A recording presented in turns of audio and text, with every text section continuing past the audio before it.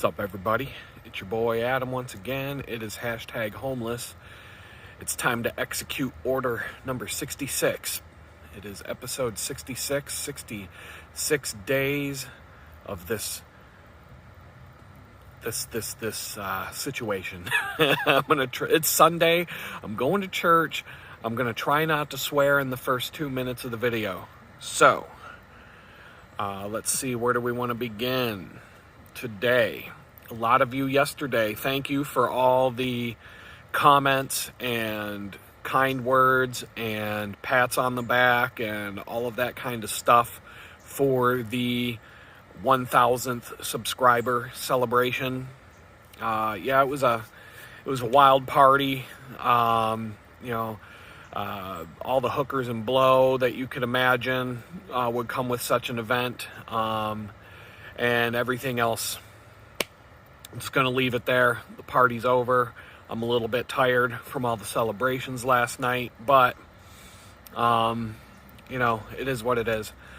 There really aren't. The next milestone to reach on YouTube is getting demonetized, and the next milestone after that is getting canceled and deplatformed. So, we're at the peak. I'm at the peak of the mountain now, and the only place to go now is down. A lot of you in the comments yesterday, it was a long video yesterday, and maybe today's will be long too, because I have about 2.5 hours left before I have to go to church. And so I've got plenty of time, and it's a nice, peaceful, quiet Sunday morning. A couple people walking around the park, but nothing crazy. And it's just nice. It's very rare to even have a place that's this quiet. It's not 100% quiet, but it's good enough for Jamestown. And a lot of you said yesterday in the comments that you like the long videos, and the longer the better. But I'm going to tell you, the stats, they don't back you up on that. So you're the super fans, you're the ones who tune in every day, you're the ones that are always leaving comments, and that's awesome. You're my core group of homies, you're my inner circle, you're my circle of trust, all of that stuff, because I know I can say something at the end of the video that you're the only people that are going to hear it. Because the stats show that for my videos, the average retention rate for a half-hour long video is about 15%. That means for every 100 people that start watching the video, only 1.5 of you will make it to the end. 1.5 of you will make it to the end. And that's for a 30-minute video. And, I really don't know what the averages are across YouTube. I think that the overall average is somewhere, a good retention rate would be considered at around 30%. But I'm not really concerned about that. And the reason why the retention rate is considered good at 30% is, like I said, the average attention span of a YouTube watcher is about 10 minutes. So the professionally made and curated and the people that put the production value in their videos and do the focus groups and the studies and the analytics and all that stuff, where they're scientifically trying to create content to get maximum monetization, they're sticking to about 10 to 15 minutes for the length of their videos, because they understand that that's what people's attention spans are. And so by doing so, they will increase their retention rate. And if they have a topic that goes beyond the 10 to 15 minute mark, they'll break it up into multiple videos, part 1, part 2, part 3, etc. And so, I've gone back and forth with doing that kind of stuff. But right now, this is an off-the-cuff kind of a situation. I'm not in a position where I can just sit and edit videos all day. I can deliver stuff a lot faster to you by sitting here and just doing it, hitting the save button and pushing it up. So that's how I'm going to do it. I'm not making my decision on how long to make a video based on analytics and all that kind of stuff. It really wouldn't be any different than Hillary Clinton who never says anything during her campaign unless it's been evaluated and tested by several focus groups. You know, I'm not Hillary Clinton. I'm not going to show up to a Southern Baptist church going, "How y'all doing down here? And look, I brought me some hot sauce in my purse. I carry it with me every day in my purse." And then same Hillary Clinton shows up to a country club in Connecticut, and she's in a room that's locked to members only, and she looks around and says, "Wow, thank God there's no black people here." So I'm not Hillary Clinton. I'm just gonna say it like it is. I'm gonna do the videos to the length that they turn out, and we're just gonna go from there. Like I said, the average attention span of people on YouTube is 10 minutes. And I'm not doing that right now. You know, I also know that certain kinds of content, like educational content, for example, if I get into starting to teach photography, I'll get a better retention rate just because I'm teaching somebody something, and I would expect that retention rate to jump up to 50% or higher just because I'm doing a tutorial. The length will depend on what I'm trying to teach you, and not some arbitrary data-driven, this is the right length kind of a focus group study decision.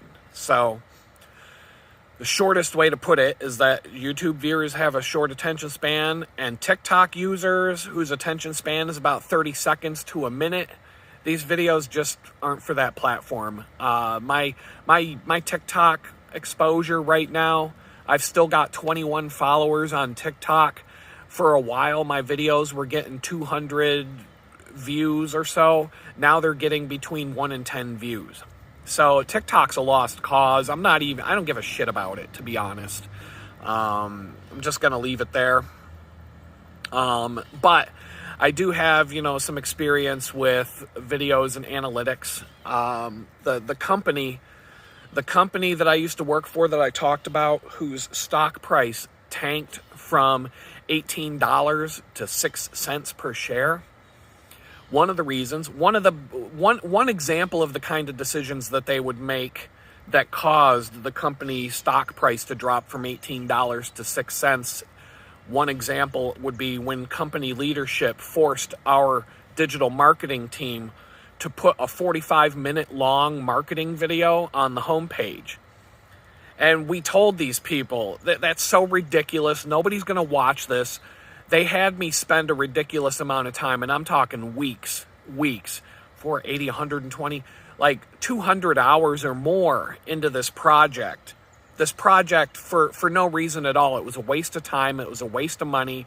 We told them that from the first day they wanted to do it. It was ridiculous. And once again, don't listen to your marketing team that actually knows a few things. All 30 people on the marketing team screaming at the board, "No, don't do this. It's not going to work. It's stupid." They told us to go pound sand. And so what was the result? Nobody watched it. Nobody at all. My stats showed that less than 1% of the people that came to the website even clicked the button to watch the video in the first place. And out of those people, which is still in the thousands, not one single person watched more than 20 seconds of a 45-minute long video. Not one viewer. Not one. We had ways to filter out internal views so that anybody who was viewing it from within the company would be excluded from the analytics. So even if the board members and those people were watching it beginning to end, being all proud of themselves, they weren't showing up in our statistics. We told them over and over again that it was a stupid idea, but they wouldn't listen. And when we showed them the analytics and we brought that to the board meeting where you see the graph, it starts out, here are the people that started watching it, 20 seconds, boom, 0. And it just a flat line to the rest of the 45-minute video. Nobody's watching this. Nobody's watching it. Nobody cares. This was completely stupid. It was a waste of time. We told them this. They wouldn't listen. And then they got mad when we brought those statistics to the board meeting and showed them the chart on the projector of how many, here's 20 people, or, nobody at all, 0 people after 20 seconds of the video. Nobody's watching it from 20 seconds to the end of 45 minutes. They got mad at us saying that it was our fault. So, the stock price drop looked exactly the same as the graph of viewer retention on those videos. It was a rocket ship from $18 per share to 6 cents. And then the CEO finally got fired and the whole company went into turmoil. But on the other hand, I was putting up training videos for their software, the software that this company sold. And these training videos, each of them were over an hour long. And the same analytics tools showed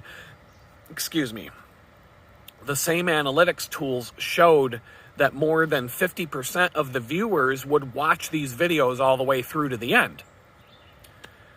More people, more than that, would, at some point we could track them because of cookies and other things like that. Some people would come watch half of the video, and then they would return later, pick up where they left off and watch them till the end. So I would say somewhere around 60% of anyone who started watching one of these training videos would eventually watch the entire video from start to finish. And it was because they were getting something out of the video. They were learning how to use the company's software. And so there was a reason for people to come and watch these videos. Now, were they getting the same number of views as the crappy marketing video? No. But the retention was way higher because when people found these videos and they started watching them, they engaged with them and they actually watched them all the way through because there was something in it for the people. And it's the same with YouTube. It's the same with anything else. So I already know if I start doing photography training videos and I set up a channel just focused on that, that is one thing I'm going to follow in terms of the best things to do on YouTube. I'm not going to just lump 20 different categories into one channel because the YouTube algorithm will completely destroy me for it. If I have software training for photography or a photography tutorial channel mixed in with the homeless channel, YouTube's not going to know what to do with it, and it's going to be a split audience. Some people coming to get photography training, some people coming to watch a train wreck of a guy who ended up homeless. And so the YouTube algorithm is going to beat me up for that. And so the best thing to do in that situation is just create a new channel and spin it off and have it be its own thing. And I'll tell you guys about it, and I'll tell you how to get there for anybody who's interested. But it's good to keep those things separate, and that's one thing I'm going to follow when it comes to YouTube. But for this channel, I'm not using a focus group to tell me how long the video should be.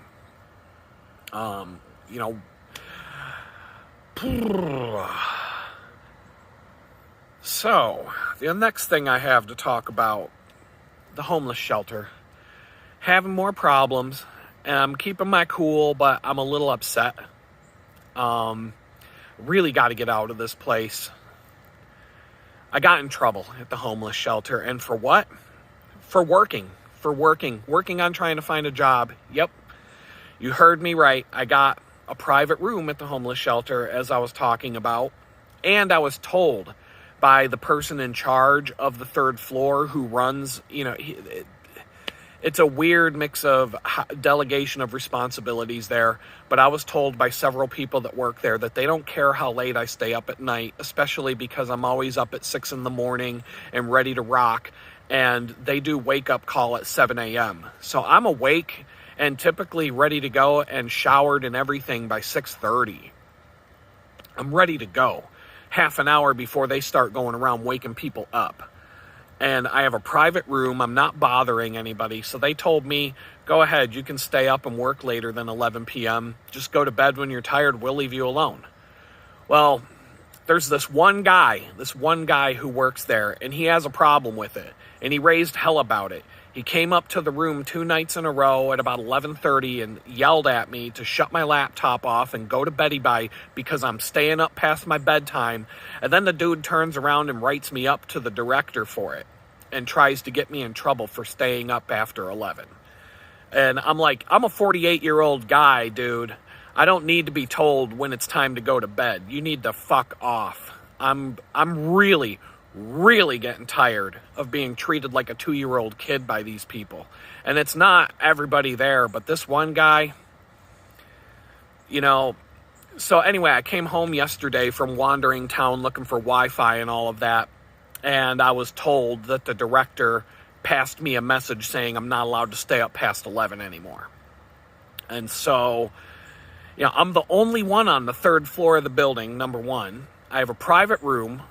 I'm not waking anybody else up or bothering anybody. And like I said, my bed's made and I'm showered and ready to go half an hour before they even do wake-up calls in the morning. There's no reason why I can't stay up and use my laptop to do things like send out resumes, work on design work, get a couple extra hours in toward me getting out of the homeless shelter. That's what I'm trying to do. So Monday, tomorrow, I'm going to have a talk with the director and see if I can work this out in a friendly fashion instead of being angry about it. And, I'm just going to be diplomatic, and I'm going to see if I can work this out with her. She's really reasonable, and I think she'll see my point of view, and I think everything will be okay, but I have to have that talk now. Because this guy, I'm really getting sick and tired of this one guy, and so is everybody else. And the best way I can describe him, have you ever had a job?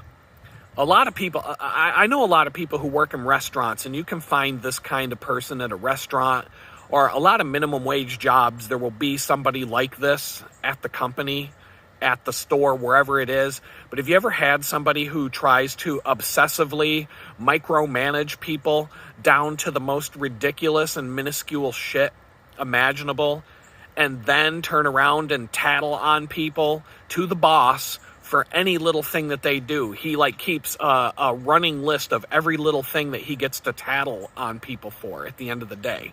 Whereas most of the people that work here, if they have a problem with something that you're doing, they might just say something to you or try to be diplomatic about it and say, hey, you can't do that, or hey, we'd appreciate if you wouldn't, and etc., and that kind of stuff.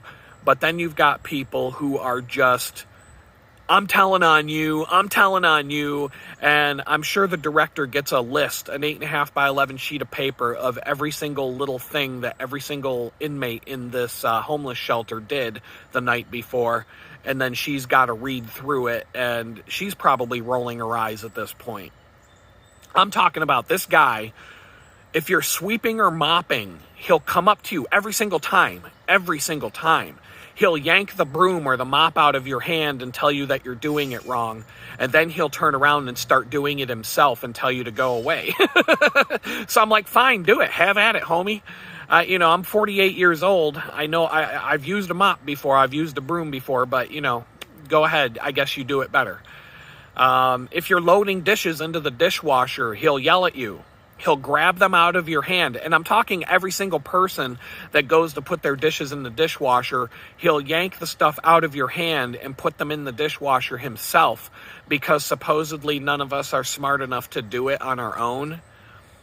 And then he kind of yells at you and scolds you like every single and I'm like, every single thing you do at this place, this guy just hovers over you and acts like this.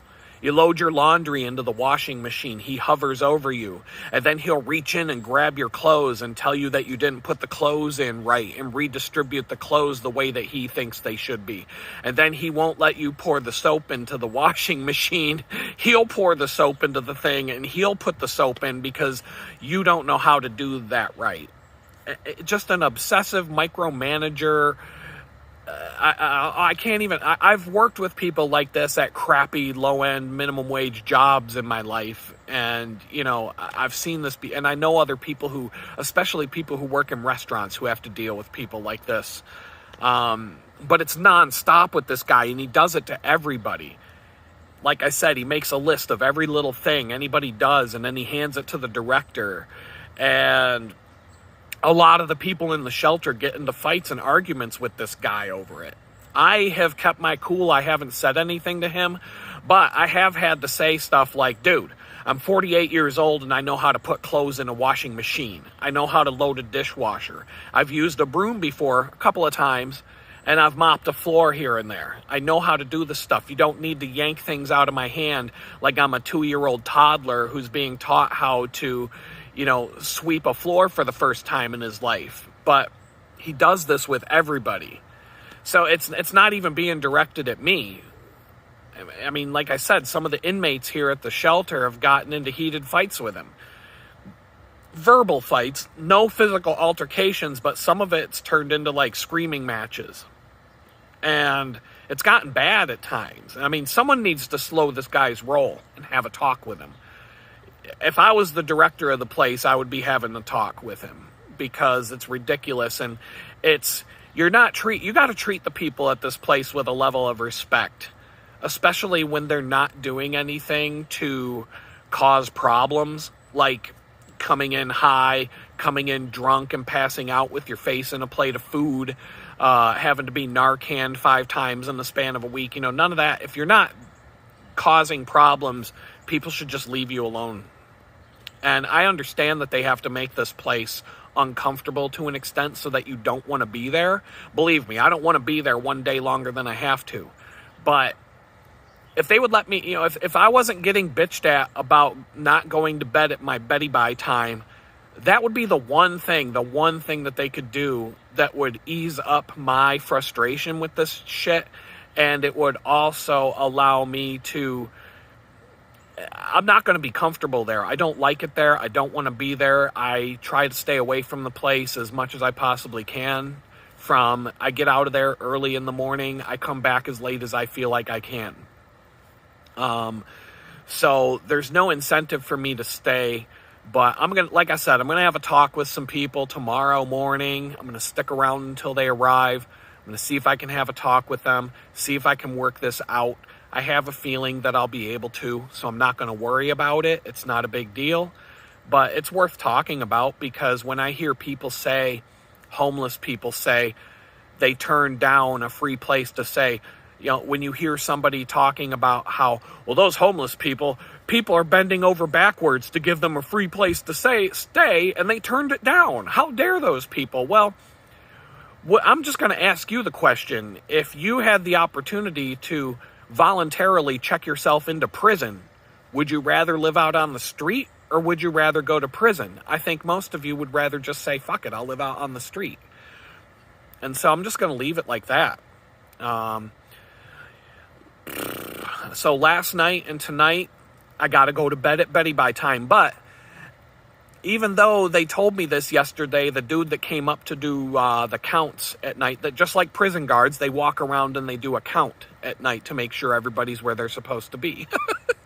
And when the guy came around doing count, he came into the room where I was. I still had my laptop on, but I was actually tired. And it was 11 o'clock and I could barely keep my eyes open. So I was like, he came into the room and said, he goes, I don't care if you stay up all night. He's like, I don't care. So-and-so doesn't care. He's like, that other guy, he's the only one who cares. So he's like, you do what you want to do. I don't care. You're not going to get a problem from me. You can stay up tonight if you want to. I don't care. Have at it. And I looked at him. I said, well, I'm exhausted, so I'm going to bed right now. But thanks. I appreciate that. I appreciate it a lot. And, but, I'm tired. It's been a long day. I'm ready to go to bed. So, but until I'm told otherwise, I've got to go to bed at Betty Bye time, and I can't stay up past Betty Bye time, and I got to make sure I'm in my PJs when I'm told, and brush my teethies, and get my little glass of milk and all that before it's time for Betty Bye, because once it's time for Betty Bye, you can't get out of bed without mommy and daddy getting mad. So, yeah, I'm getting tired of being treated like a 2-year-old kid. So sick of it. And once again, I understand why the homeless people would rather live on the streets and freeze to death than stay in a homeless shelter for free. I see it. I'm never going to question that again if I hear a homeless person turn down a free place to sleep. Never. I understand it completely. It's humiliating and it's degrading.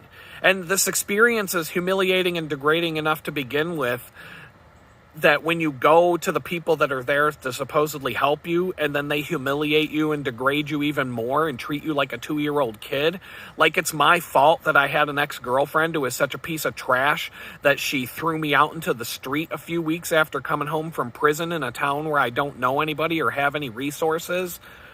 And I have to go to prison. I have to be punished because my ex-girlfriend was a piece of shit. What? No. No, I'm not going to accept that. And, why am I being punished because someone else threw me out into the street? I already did my time in prison for what got me sent to prison. So I've done my time. I've paid my debt to society. I'm on probation, and I'll continue to be on probation until that part of the debt is paid. But being on probation does not mean that I have to go back to prison unless I actually commit a crime or do something to violate probation. I don't deserve to be living in a prison because somebody else treated me like garbage, who was supposed to be supposedly my best friend, who turned out to be the worst person I ever met in my life. So I don't accept that. And, like I said, what have I been doing at night that I don't want to go to bed until 11:30 or 12 at night? I'm working on stuff. And right now, I'm working on polishing up my skills as a professional bullshit artist. I'm redoing my resume. A lot of you in the comments keep giving me suggestions that I should lie on my resume and lie on job applications. And for me, that's not acceptable. I'm not going to lie about anything. In fact, when you do that, I don't care what people say. Yeah, there are companies out there who won't check anything or won't even care. They barely look at the application. They barely look at the resume. Those are minimum wage grunt jobs. And yeah, I could probably get away with just making up a bunch of crap on a job application like that. But the problem is when they catch you, it causes you more problems in your life. And with the professional jobs that I'm going after right now, they do check on these things and they do verify that you were employed by one company or another. I've seen it. I've been told. I've been getting calls from the professional references that I handed out telling me that they are calling my professional references and asking all kinds of personal questions about me to these people. And thank God that these people are my friends, or else, thank God they're people that I can trust that will say good things about me when they're called by these HR people. But lying, it's not acceptable to me.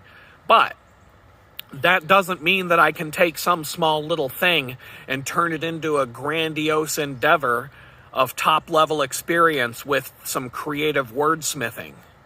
I do pride myself as being a master bullshit artist. I've been a master bullshit artist since I was a little kid, manipulating my parents in order to get my way. And it never got anything but better as I became an adult. I work in marketing. So, marketing, that's all you want. You're a professional bullshit artist if you work in marketing for a living. So I found a creative way to bullshit my way through removing the 2-year employment gap on my resume and some other small employment gaps that resulted after a couple of layoffs. So technically, my photography business started in 2016. So I'm putting my photography business on my resume saying that I started working for that company in 2016 to the present day today. So 6, 7, 8, 9, 10, 11, that's 8 years. That's a job that I've had for 8 years. I began taking photography seriously. I did change the name of the business after getting out of prison. And technically, I did make some money from that business while I was in prison for 2 years. Yeah, it was a few $100 on stock photography websites, but that was money that I made during the 2 years that I was in prison. So saying that it's a viable business on my resume, technically it's not a lie. I've been running that business since 2016, and now it's on my resume. And I also have a user experience design company. I have a name for it and everything. I've been my freelance business that I'm running right now, I started that on April 2nd, 2024, the day I was released from prison. And technically, that's not a lie. They are both prominently featured on my LinkedIn profile right now. And so I no longer have an employment gap, and it shows that I've been continuously employed since 2016. Now, my job that I had before I was arrested, I only worked there for, LinkedIn shows that it was 5 months. And then after that, it's been 2 years almost since I've worked for another company. But by changing the employment gaps And by filling out these date and times and saying that I presently still have a job, LinkedIn is going to put me higher in the algorithm when employers are searching for people. Indeed, I'm going to rise higher up in the algorithm because, once again, we were talking about this the other day, employers want to hire people who are already employed. And when your electronic profile shows that you haven't worked in 2 years, they're going to push you way down in the search results and you're not going to get seen by anybody. And this is all algorithm trickery. So my resume being updated with these two companies showing that I've been continuously employed now my entire career, that will do a lot. With any automated system that's going to kick me out for having an employment gap, now those employment gaps are filled and I'm going to get to the next step where a human being might read my resume. And when a human being reads the resume, they're just glancing through and just glossing over everything. And so, oh, he runs a user experience company. And, oh, he's been a professional photographer for, oh, look at that, for how many years, and all the bullet points and the achievements, accomplishments, whatever you want to call it. They're just going to skim through that. The only thing that a resume is supposed to do for you is get somebody to call you. So I spent all day, all afternoon, and into the evening last night redoing the resume, redoing the text of my resume, updating those profiles, because this, over the next couple of weeks, I have a feeling that if I send out 100 more resumes, instead of getting one job interview out of it, I'm probably going to get maybe 2 or 3 job interviews out of it. So that's my prediction. I don't know if that's true, but I'm still going to tinker with things and change the wording of things and mess around with it a little bit more. But that is a level of enhancement that I'm willing to do. I'm not willing to lie. I'm not lying about the dates when these businesses started. The user experience design shop I opened in April 2nd, the day I got out of prison. And so that means I've been running that business for 3 months. I actually do have a client. And I can use my photography business as a client of my user experience design business. And technically, I'm not lying about that. And so technically, my user experience design business has 2 clients. And if you think that's shady, how many times does Donald Trump host a Donald Trump rally at a Donald Trump owned property at some sort of golf club that Donald Trump owns, or some sort of venue, casino that Donald Trump owns, and then Donald Trump's campaign is paying Donald Trump's company for hosting that campaign event at Donald Trump's company. So it's really no different. I mean, I should run for president of the United States because I'm just as smart as any of these people, and I'm certainly more capable of the job than the 2 idiots that you guys chose out of the 350 million people in this country that you had to pick from.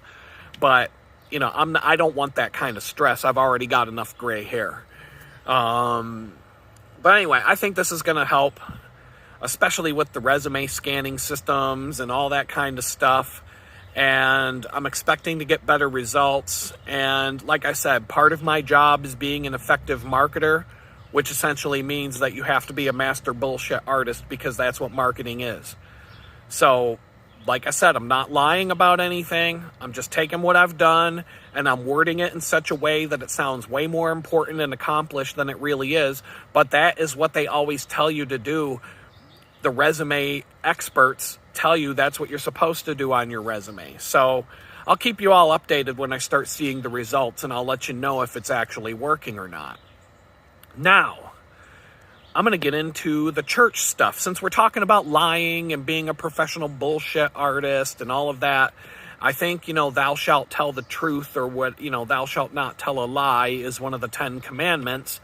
So, once again, I'm not lying on my resume. I'm just making things sound more important than they are. So, let's see. I got a comment the other day that kind of clicked something in my mind. Carmen McKenzie 370735. Man, you guys gotta, why? I don't know. I've never understood why when people get usernames on systems like this, that they're okay with the random set of numbers, because maybe the username was already taken. So I'm going to be the 735,000th person with the same username. I've never, maybe the number has a special meaning for this person, and that's okay, but I've never understood why people can't get a little more creative and just keep plugging away until they find a username that doesn't have a bunch of random gibberish and numbers at the end of it. But it is what it is. Carmen McKenzie 370735 said that, I'm sure there are someone who has a car they not using could give you. That would be so good, I guess you has a driver's license. So I'm not sure what country Carmen McKenzie's from, but, but at least, I don't know how to speak other languages. So that's, my Chinese would sound just as bad as that English if I, were talking to someone in China right now. Carmen, you remind me of the church that I went to in Pittsburgh. And the church had a car ministry. And a long time ago, I had some issues with the Department of Transportation. I had a car get stolen, and I was also unemployed for a period of time. And somebody at church offered to give me a car from the car ministry. And so someone offered to give me a car from the car ministry. And they told me that if I would take one of these 3 cars that they had, that I would be doing them a favor. And that's because 3 of the cars that they had sitting on their lot, they couldn't get rid of. And why? Because all 3 of them were stick shift. And so no matter how hard they tried to give these cars away, nobody would take them. And so I was doing them a favor by taking it was like a 1985 Toyota Tercel. And I drove that car for 2 years. And the only problem that car ever gave me was having to change the oil and having to replace the tires in that car was so cheap that a set of 4 tires was $150. I drove that car around town. I drove that car to Washington, D.C. and back. I drove that car all over the place for 2 years. And then I had a friend who was in trouble and going through a hard time, and I gave that car to my friend so that he could get back on his feet. And he drove that car for a year or 2. Thanks to the car ministry at church, they actually helped 2 people by giving me that car. So if I do end up in Pittsburgh, there is the possibility I could get a car from church. But I haven't been to that church in a long time, and I would not want to seem like I'm just showing up to church to get a free car. Back when this car ministry gave me the car, I was a regular member and attendee of the church for more than a few years. So, if these people, they just want to do good, maybe they would give a car to somebody off the street who needs it, who's homeless and all that kind of stuff. I don't know. It's a possibility. It's something in the back of my mind now that you made that comment, and I wasn't even thinking about that until you made the comment. And who knows, maybe the people at the church, before they hand out a car, might do a Google search on my name and realize, oh, no, we don't want to associate with this guy or give this guy a car. So, I don't know. So I'm going to talk about this book that I read. I've mentioned it before in these videos, and the book is called Jesus Calling. It's a book by a woman named Sarah Young, who, ironically, she passed away not too long before I got out of church, or before I got out of prison. And so a week before this past Friday, I glossed over something that happened, and I didn't really want to talk about it, and it involves someone who I'm trying to banish from my thoughts. And yesterday, I was having some more of these dark thoughts, or not yesterday, Friday. I was having some more of these dark thoughts, especially when a car drove right past me as I was walking down the street that looked identical to this person's car. And I went down that path of, I hate this person. I hope this person rots in hell, all these things. And I instantly had to start asking God to take it away from me. Because as I do, whenever these thoughts and feelings about this person bubble up, That's where I have to go. I just have to ask God, because I don't want to carry this around with me for the rest of my life. But, this person is basically taking up space in my head rent-free. It's like COVID came back and, everybody gets to live in their apartment for free and she doesn't have to pay rent anymore. And I can't get an eviction notice because the state has barred me from being able to evict this person out of my head. So, I'm just waiting for permission to serve that eviction notice and get rid of her. Because the betrayal that I went through, it's deep-rooted. It is deep-rooted, and it's still fresh. I spent 2 years in prison thinking I was coming home to the love of my life and spending the rest of my life with her.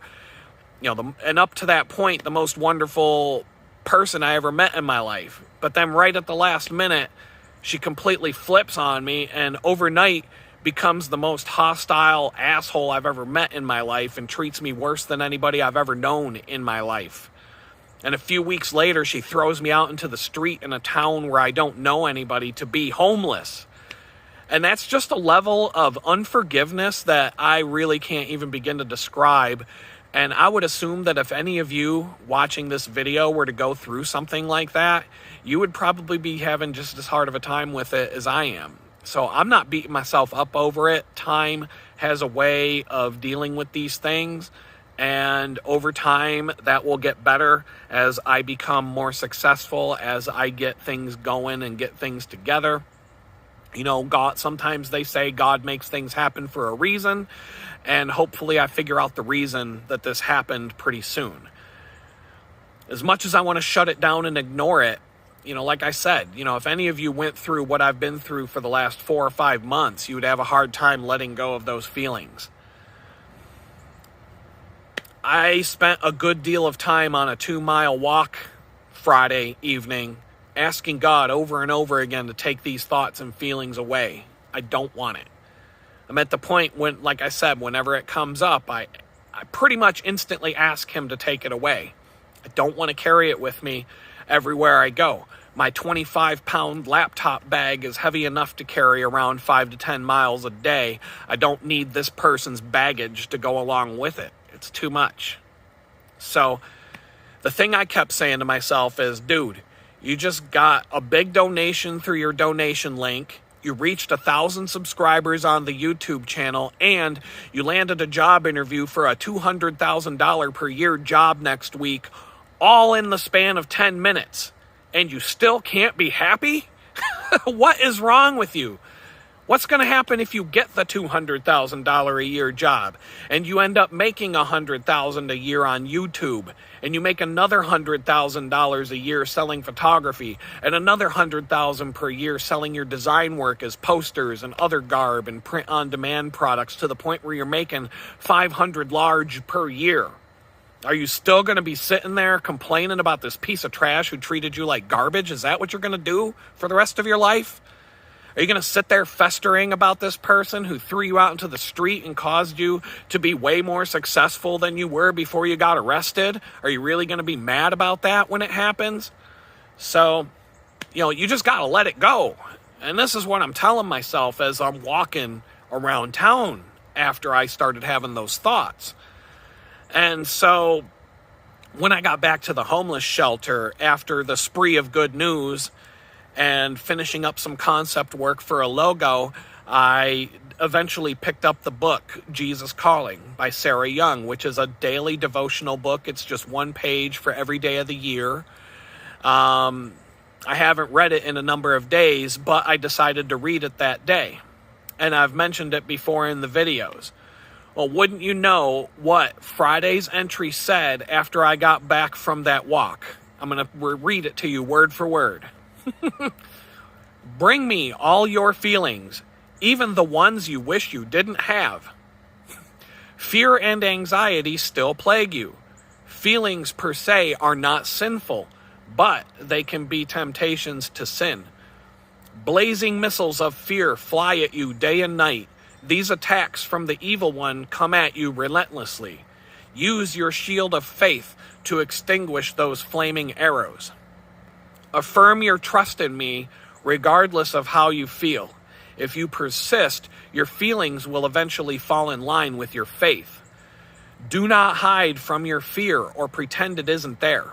Anxiety that you hide in the recesses of your heart will give birth to a fear of fear.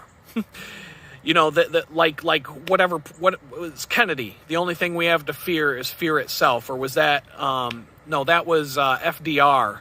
And, the only thing you have to fear is fear itself. And like Dennis Leary said, and also staircases. But moving on. Anxiety that you hide in the recesses of your heart will give birth to fear of fear, a monstrous stepchild. Bring your anxieties out in the light of my presence where we can deal with them together. Concentrate on trusting me, and fearfulness will gradually lose its foothold within you. And I'm thinking, wow, dude, Jesus must have wanted me to know that he heard what I was talking about on the way back to the homeless shelter, because that's in exact alignment with what we were just discussing on my way back to the shelter. You know, after I'd packed up my laptop after getting all that good news and seeing the car drive by that triggered me to have all of those thoughts come racing into my head. And so, still got some time. This will be a longer video. I'm going to check the time right here just to see where we're at. Oh, we're at 45 minutes. I'll get into church last weekend since I'm going again today, and I'm sure that there's going to be something to talk about when I get done with church today. So since we're talking about faith and we're talking about Jesus, what happened at church last week? Well, as a recap, I'll try to pick up where I left off when talking about church last weekend. And even though I've got some good things going on in my life, I'm still in a pretty fragile crisis state. And I don't know how long God expects me to live in this state. I'm going to pick up where I left off the other day, talking about the presentation at church that was not a sermon, but still spoke to me pretty loudly and clearly. I told you all about how I was bored right up to the moment when the presenter, who along with his wife, who were trying to start a school in Spain, when he was talking about how difficult the first year was for them when they started on this, and he said, it was just like we're trying to build an airplane while we're still flying it. And he had my attention from that moment on. I mean, just ask Boeing. Sometimes it's better to cobble your airplane together while you're trying to fly it rather than trying to make it perfect before you let the passengers board. Yeah, the doors might fall off in mid-flight, and sometimes the wheels fall off after you take off, but, no big deal. It's how everything is built these days, from software to electric cars to rocket ships and, even airplanes.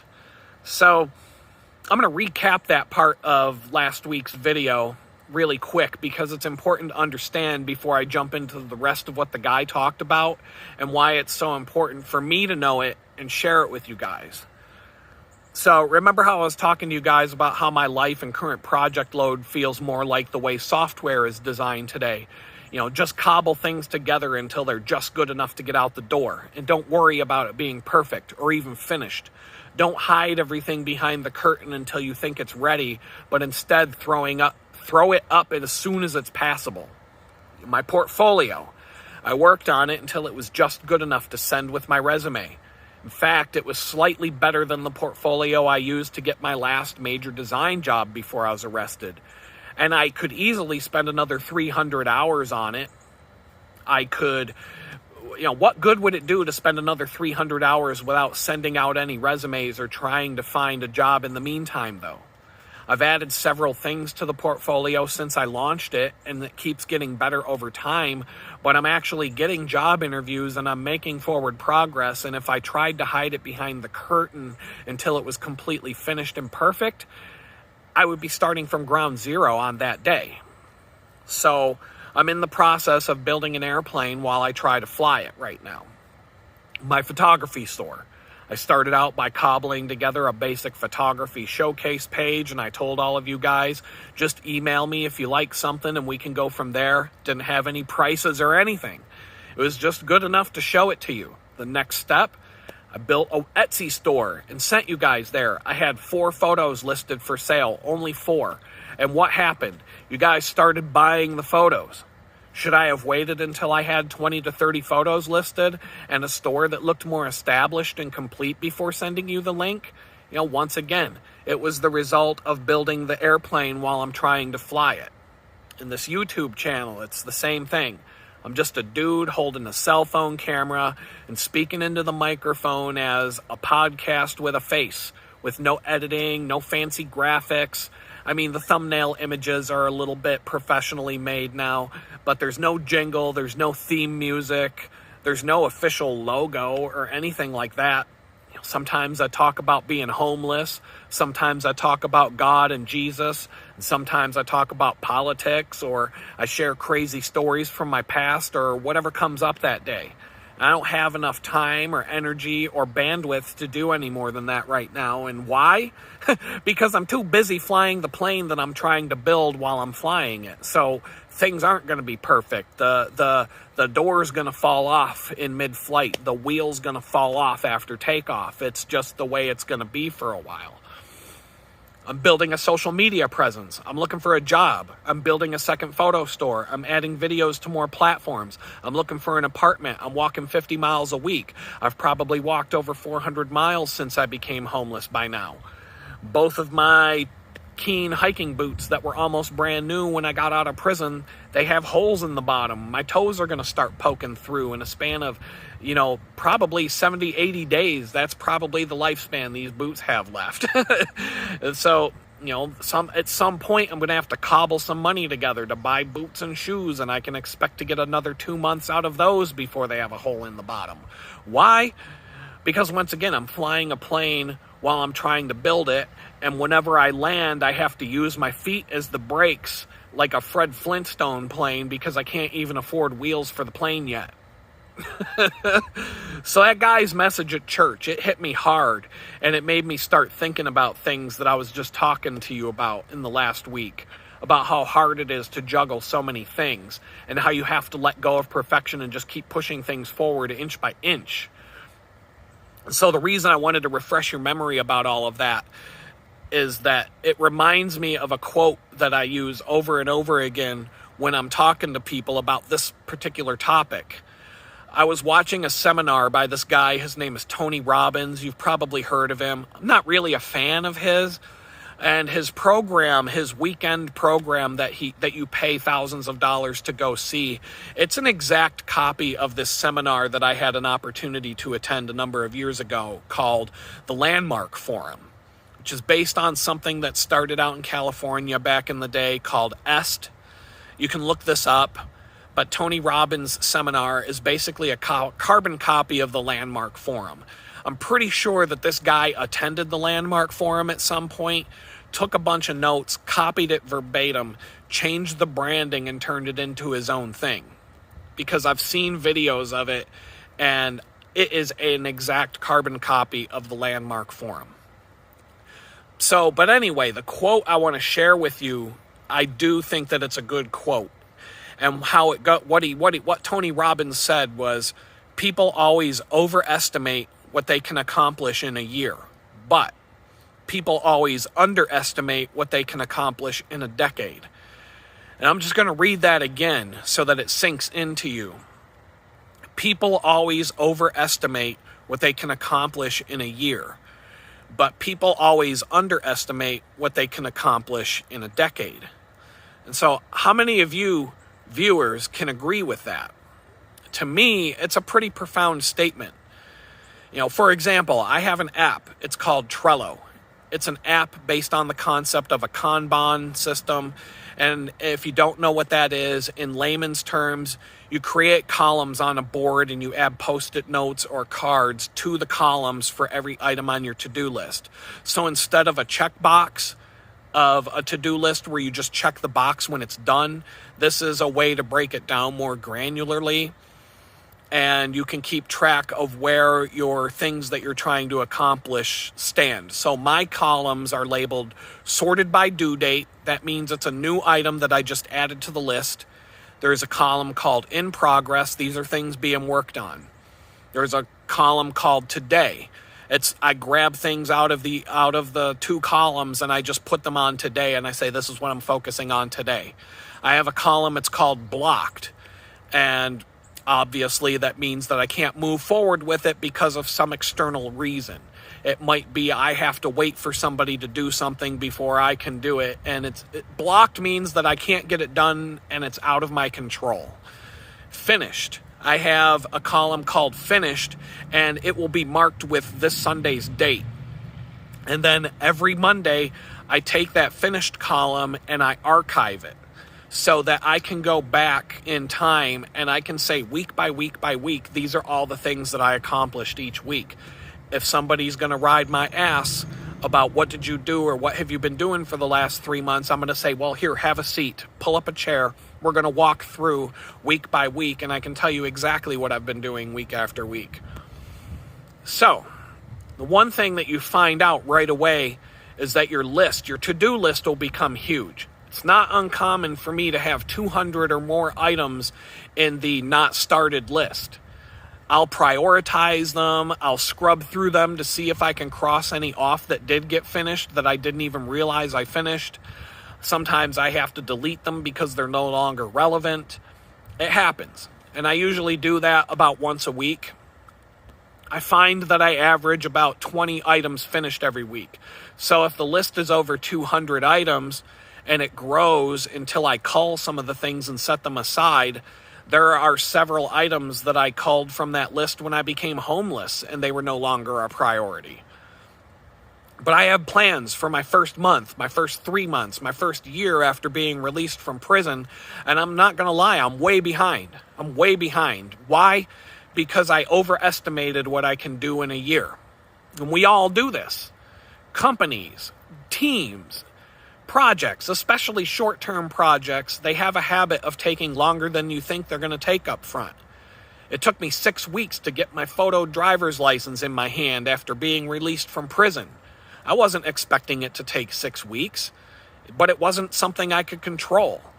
It took 6 weeks, and that pushed a lot of my plans down the timeline, and it was a major blocker. I had piles of things in the blocked column because they depended on me having this valid photo ID. So you might experience this. Sitting at the end of the year knowing that you made some goals and you accomplished some things, but you didn't get half of the things done that you came up with for your New Year's resolutions back in January. Am I right? But when you feel like crap about that, here's something I want you to do. I want you to sit down and really think about this. I want you to look back at where you were 10 years ago.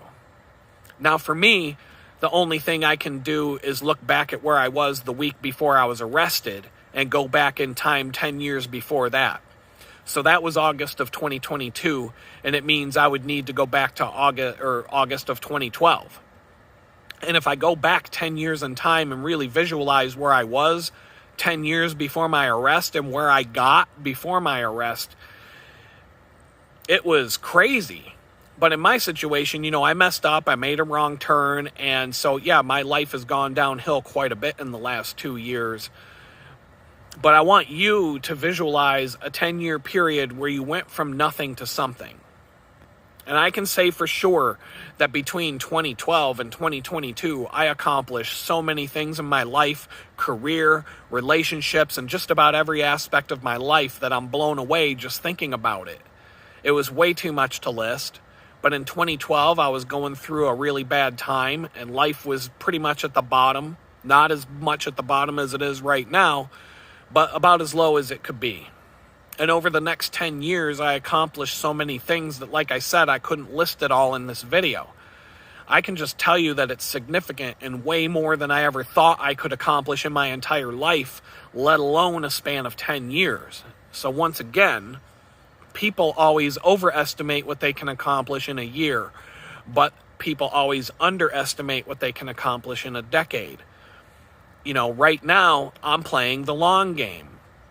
So all you trolls that keep screaming and yelling at me to get off my lazy ass and go find some job at McDonald's, I'm not saying that I disagree with you. I would take the job if they would hire me, but right now they won't. And I'm focused on the long game right now. I'm spending my time every day crossing off items on a to-do list that are either items I can do in a day, or sometimes it's an item that took a month and a half to cross off. In this app that I use, you can open up any of these cards and you can keep really detailed notes about every task.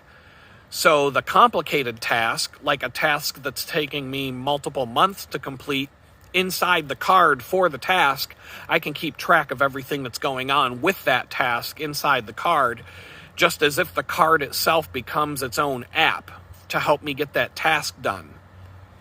And I keep adding new tasks to the list at a faster pace than I can cross them off, and that's fine. I just want to keep track of the things I come up with so I don't forget them. I know that I can't complete all of these things in a year. I want to reprioritize them week after week. I change the due dates. Sometimes I get a task done a month before the deadline I set it for, and sometimes I have to extend the deadline 3 months down the road because I know I won't get around to it, and it's no longer as important as it was. So either way, at the end of the year, I will have 52 lists telling me precisely what I accomplished that year. In 10 years from now, I'm going to be able to look back at the day I was released from prison and ended up homeless with almost nothing to my name and realize that I got much farther than I ever imagined. Even if the end of the first year is disappointing because I didn't get as far as I wanted to get. Does that make any sense? And sometimes it's not even your fault when you don't get to where you want to go, or the road that you're walking takes a steep turn uphill and it becomes very hard. Why? Because like I said many times on this video, we're in the middle of a war. But it's not just a civil war that we are in the middle of right now. We're fighting in a spiritual war right now, and every single one of us are fighting in battles every day of our lives. We're all fighting in a war between good and evil. And whether you believe what I'm saying or not, you are on the front lines fighting in this war. I'm talking about spiritual warfare now.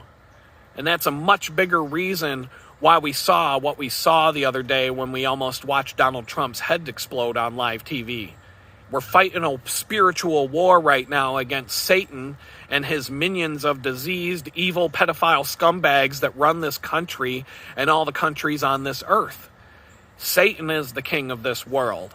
And Satan is going to do whatever it takes to get all of our souls. Or at least he's going to try. And he can't just take it from you. You have to willingly give it to him.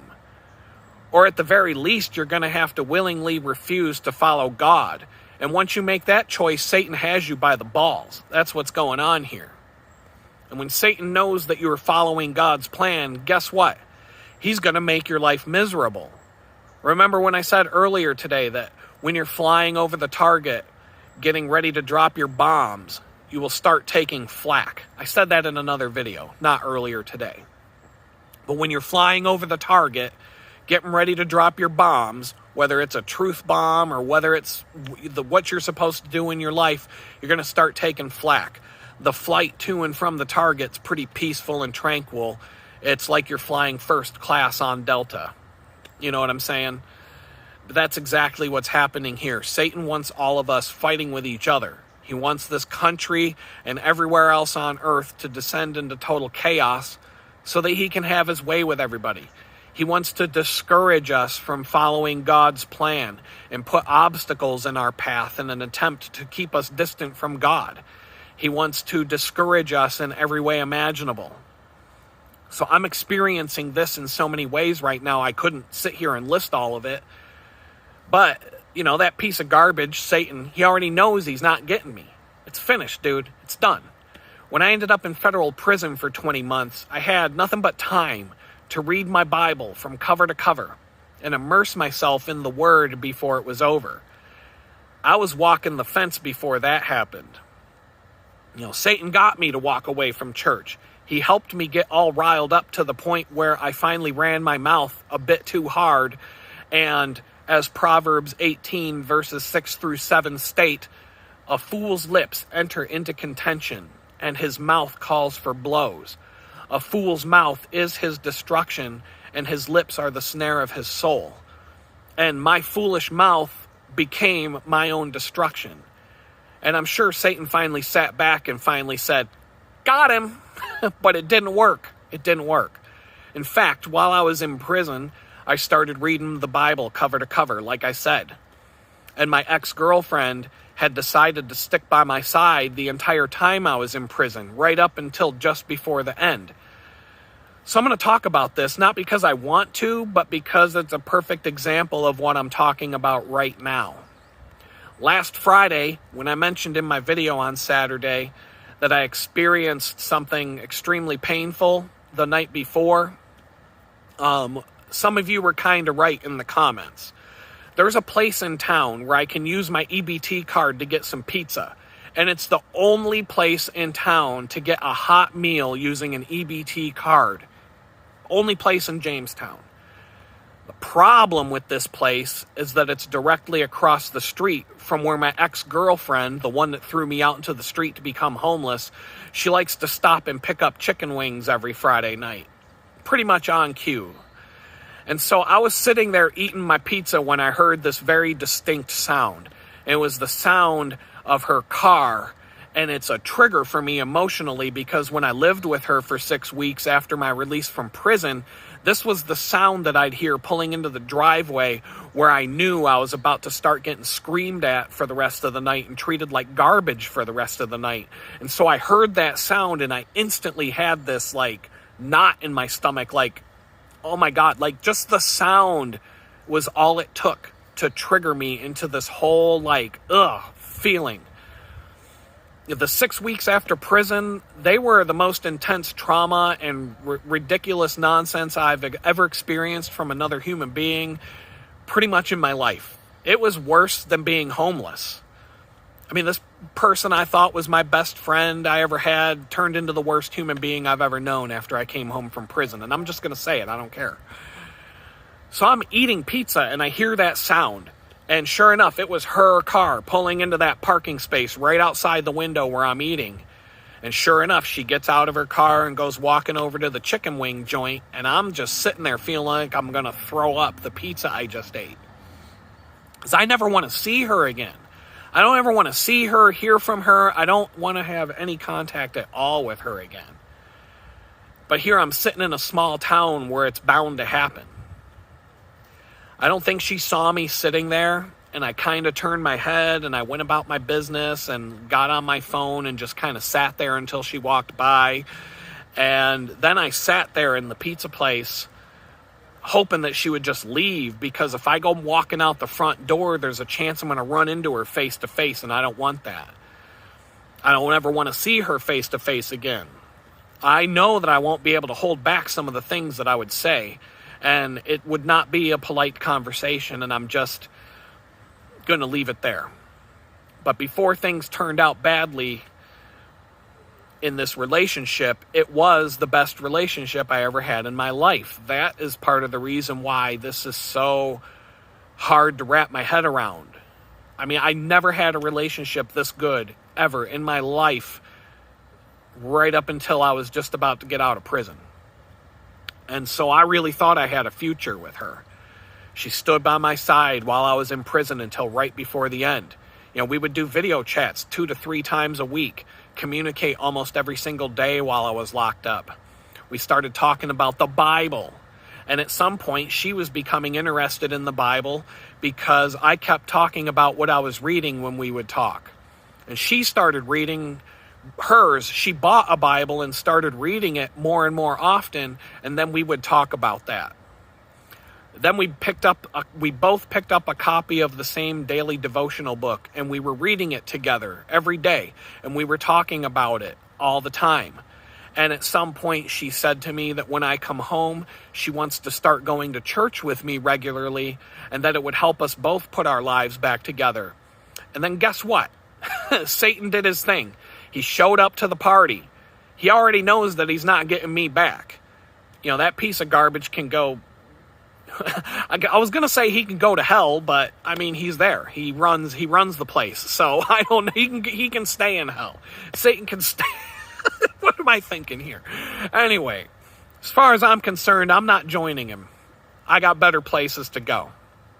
So what did Satan do? He went and attacked the woman that I was going to come home to. He went and caused a number of problems to erupt in her life that was causing her major stress, things that I had nothing to do with. And I'm not going to get into the details because none of that is important. But right after her life started becoming stressful because of these things, she turned on me overnight. I have the emails. I can read the emails showing me that one day she's telling me, I love you, I miss you, I want to spend the rest of my life with you, I can't wait till you come home. And then the very next day I'm reading an email that says, you piece of shit, I hate you, you ruined my fucking life and I never want anything to do with a relationship with you, but I guess you can still come live here since that was already approved by probation and I don't want to see you end up homeless. And then a few weeks after I get home, she throws me out into the street to be homeless. You know, I don't understand that. Why would a woman stick with a man for an entire prison sentence and then bail right at the very end? It makes no sense. You know, the Tour de France is happening right now over there in Europe this month. You know, imagine training your whole life for that race. A multi-day, 25-day bicycle race where you're riding 130 miles a day, and it's the most grueling and exhausting professional sporting event in the existence of sports, right? And on the very last day, all you have to do is cross the finish line and your life is going to be so much better. You don't have to race on the last day. You don't have to win the race on the last day. People are passing you bottles of champagne and patting you on the back all day on the last day of the Tour de France if you're wearing the yellow jersey. All you have to do to keep your yellow jersey is cross the finish line. That's it. And so imagine the finish line is a mile away. You can look down the Champs-Élysées and see the banner for the finish line. It's right there. So why on earth would you pull your bicycle over to the side of the road, get off the bicycle and say, fuck this shit, I'm done, forget about it, I quit? Instead of winning the most prestigious sporting event on earth, you quit and you end up with a DNF, a did not finish, in the race results instead of winning the Tour de France, less than a mile from the finish line. So that's what happened to me. She quit the race right at the finish line after having rode the bike the whole freaking month, and she was winning. It doesn't make sense to anybody. It doesn't make sense to anybody I talk to about this. They just shake their head and it makes no sense. But, you know, I've talked about this on the channel. If you try to make sense of something that a woman does, it's a lost cause. It's not something you should attempt to do. It doesn't make sense to anybody. But if you start to think about it from a biblical perspective, when we started getting closer in prison and she was getting closer to God, you know, Satan wasn't going to have it. He knows he isn't going to get me back in his shitty little club, so he decided to attack her instead. And he knew that losing her would bring me down quite a bit, especially when I'm a month or so from coming home from prison. And if he can throw a giant train wreck into her life at the same time, we're going to go through all this crap with me being in prison. He can drive her away from God just at the moment she was about to turn toward him. And so there he went. He added a bunch of major stress to her life, which she started taking out on me. And by the time I came home, she became the most wicked and nasty person I've ever known in my life. And when I became homeless, I was given a questionnaire asking me if I was the victim of emotional or physical abuse. And now, being a man, who wants to admit they went through something like that? Because we know that men are the only ones who are abusive towards the opposite sex. You know, that's what they say. But as I'm reading down this list of 20 things, I realized that I could check off 15 things on this list. It was pretty bad. Yep, she did this, and oh yeah, she certainly did that, and over and over and over and so on. And really the only items that I couldn't check off on the list were physical violence. And I'm not kidding. I mean, I was waking up. I thought I was going to wake up in the middle of the night at some point with a knife sticking out of my back when I was living in that apartment. I mean, it was crazy. But I couldn't cross off violence on the list. Everything else, absolutely. But I never checked any of the items off. I just left it blank, saying, no, I was not abused. I don't need any more drama in my life. And I didn't want to think about her anymore if at all possible. It's not, but, that's understandable right now. It'll go away with time. I don't want to drag this person into the mud anymore. I just want to walk away from it, and so I just told everybody everything's fine. Some of my friends, they know the truth. I don't have to say it. So many people have told me that only a completely evil piece of trash would do that to someone, and I agree. It was 6 weeks of nonstop verbal harassment, being screamed at and treated like the biggest piece of garbage who ever lived, with the occasional order of chicken wings so that she could say she was being nice to me. It was kind of like someone who kicks a dog and beats on a dog so much that the dog's walking around with broken ribs, but every now and then the owner says, come here, boy, I got a treat for you, and they give you a treat and they pet the dog on the head, but the dog's just kind of sitting there like, when are you going to kick me again? When are you going to kick me again? So that's what it felt like for the 6 weeks after I got home from prison. It was horrible. And it all culminated with being thrown out into the street to become homeless before I even had a chance to get on my feet. And like I said, I'm under less stress now than I was when I had a roof over my head and living with her. So how did the love of my life turn into the worst nightmare I've ever experienced? Satan. That's what happened. He knew that he could not only discourage me from moving forward and following God, he knew that if he completely train wrecked her life in certain ways, that she'd abandon God, stop reading the Bible, which she did, toss the Bible off to the side and not open it anymore, tell me to go fuck myself and destroy our relationship, and now he has his clutches firmly on her, and it's game over as far as I'm concerned with her. I know that I'm supposed to forgive her for throwing me out into the street and everything else, but I'm not there.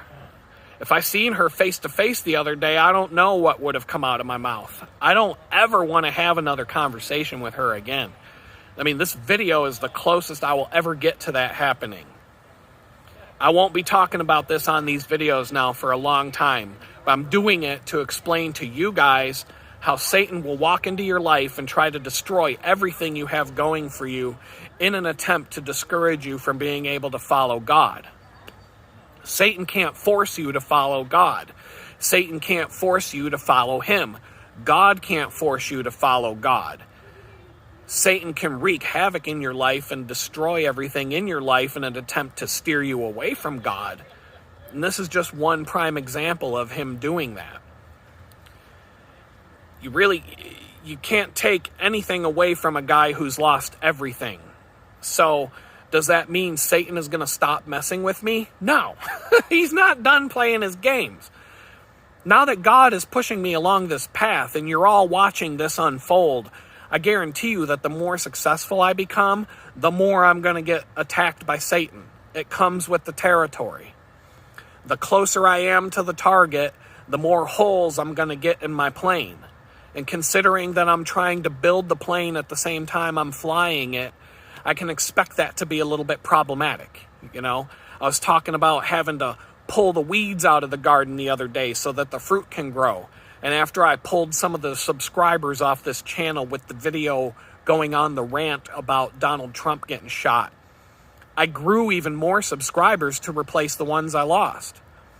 And like the people giving the presentation at church last week, sometimes you don't always see the fruit from the seeds that you plant right away. So I know that every single day I run around planting seeds all over town, looking for a job, building an online presence, starting an online store, and so many other things. Those trees will start to produce so much fruit down the road that I won't be able to hire enough migrants to pick up the fruit, and I won't be able to buy enough baskets to carry all of it. Remember, kids, when God told us in Isaiah 54, verse 17, that no weapon formed against us shall prosper, remember, he doesn't say that the weapons will not form. He says that those weapons will not prosper. And really, that's all I have for today's show. Hopefully there was something useful in there today for you, and I finally got around to sharing what went on at church last week, and this is the longest video I've done so far, 1 hour and 19 minutes. I don't even know if I can upload this to TikTok, but I think TikTok improved their video length to 2 hours. So I should be able to distribute this everywhere it needs to go. And I guarantee you the video retention rate is probably down to 5 to 10% of the viewers who typically watch these videos. But the super fans, you super fans in the comments who made it this far, you told me this is what you wanted, and so I gave you what you want.